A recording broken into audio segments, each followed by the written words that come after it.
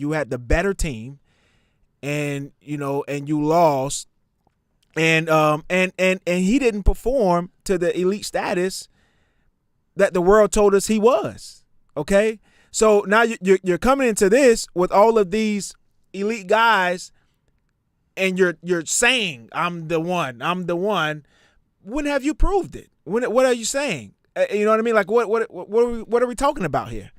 How are you the alpha dog? How are you number one? How are you the best? What world? In what mind? And what are you talking about?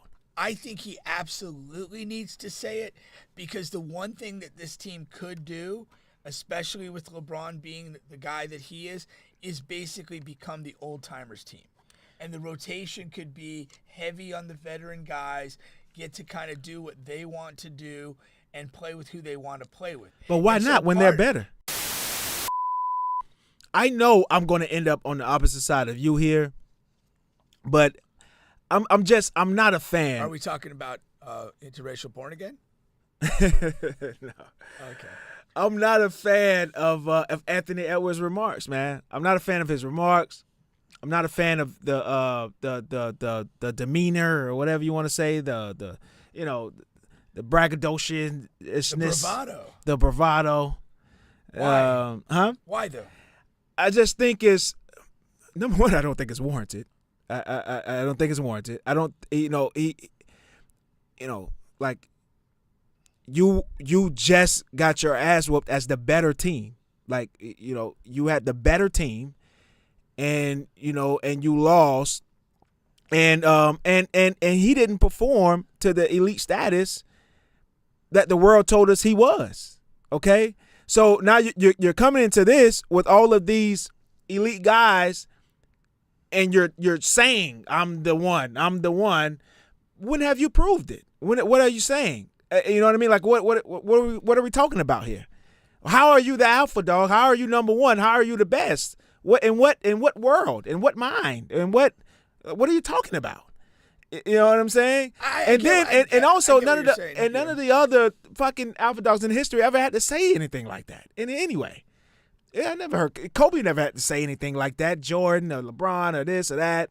I just don't. It's just off base. Number one, it's off base. It is, and then two, like, why do you have to, like, what are you doing? Why do you have to say it? I think there's two things, and I'll address it first. I think he absolutely needs to say it, because the one thing that this team could do, especially with LeBron being the guy that he is basically become the old timers team. And the rotation could be heavy on the veteran guys, get to kind of do what they want to do and play with who they want to play with. But why not when they're better? So part of what you're saying, to what Anthony Edwards, this is a multi-level message. Number one, you're saying this to the team and the staff to say, I'm not here to ride along behind the veterans. I'm here to take part and be a dog, and you need to know that. And I have no problem with a player saying that. Now, does he have to back it up with the performance? 100%. Now, the other thing I think is going on about this guy is he is a little bit Muhammad Ali-like, and in the sense that I think that he is the type of guy, and he does this consistently, that he speaks things into existence in his mind, and he creates the pressure to achieve by doing it. That's kind of the way I think he psychologically operates as an athlete himself. He'll say this, and then he knows, he's very aware of what he's saying, and then he knows, okay, I've got to go show this. I've got to go do this. Like in the playoffs when he's like, we'll see you back here for game 6 or whatever in Denver, game 7. Like, he's the type of guy, Muhammad Ali was famous for this. He's going to put it out there, and it's going to make him chase it himself. He's almost like the dog throwing his own ball and going to get it. And I do think that's part of his psychological makeup. And I also appreciate him doing this after bad performance, because he's not shrinking. He's not going into a shell. There's a lot of guys in the history of athletics, and even on the lower level that we participate in, that they talk when everything's going great. But then when something's off, they're super quiet. They're church mouses. But my thing is again, I appreciate it. Now, my whole thing is the game sorts this out. Like, what kind of tournament are you going to have? let's see. You know, you're going to say this, and it's funny, and I know what you're doing. You're motivating yourself. You're sending a message to the staff, but you better play. You better make a difference. All of these guys are going to play well. I mean, all of these guys are going to play well. When you put a team of the top of the elites together, and they go out and play, they're just all going to play well. I don't think nobody's going. And then to the point of Here's the thing: you're not going to smash all of these teams by 40. I'm not saying that. But here's where this comes into play: when you're not doing that, when you get into tighter moments, the staff is going to have to trust some people to play and others to sit longer.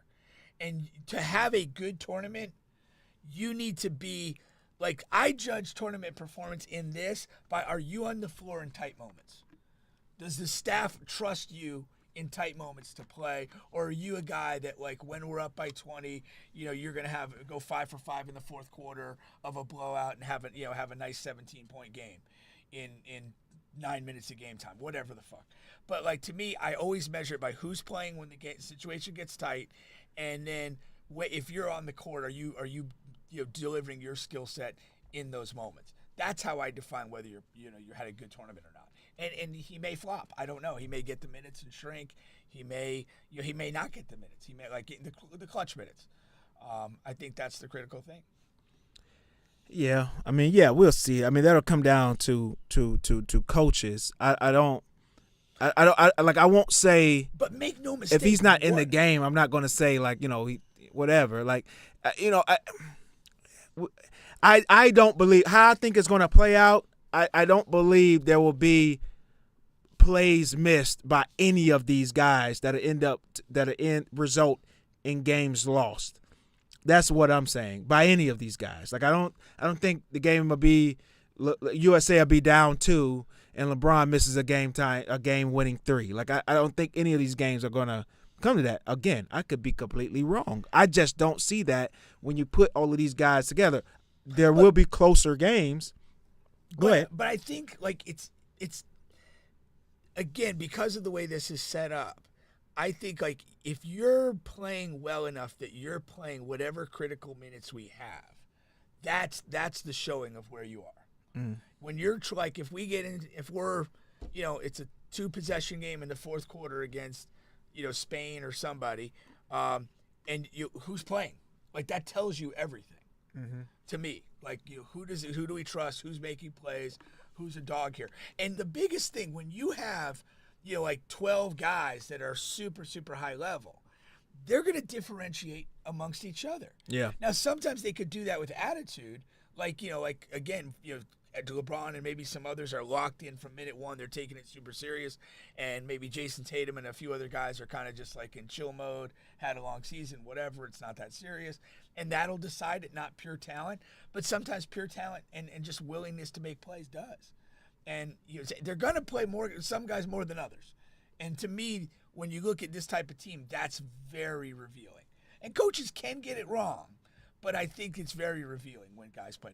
The last Olympics, I was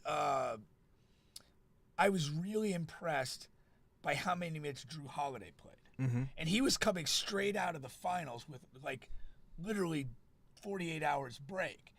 But I felt like with that team, he quickly became that essential that, like, he was playing a lot and he was playing the critical moments. And I'm like, okay, that tells you a lot. Mm-hmm. And Booker, who came out of the exact same series, had a really peripheral role through most of that Olympics. And that told you something else. Yeah. Yeah, well, we'll definitely see. They played their first scrimmage, just a scrimmage against Canada tonight. And then we'll see when they start world play and see how these lineups go, because that's the next, trending topic here. What's going to be the starting lineup? What's going to be the closing lineup? And I think for the most part, especially with the guards, I think it'll depend on who has it going as far as the closing lineup is concerned, because now you have a very competitive backcourt, especially when you add Derek White, because why add him if you're not going to play him? So that's Drew Holiday, Derek White, Curry, Edwards, Booker, and I'm sure I'm still missing a guy or two. So you're talking about, maybe 6, 7 guards for 2 spots. Halliburton. Halliburton, there you go. I knew I was missing one. Yeah, so that's 6 guards right there for 2 spots. When did the games begin? Like top of August? The actual Olympics? Yeah. From what I'm understanding, it's in like a week or two. A week or okay. Yeah, so like 2 before weeks. in July then. Yeah.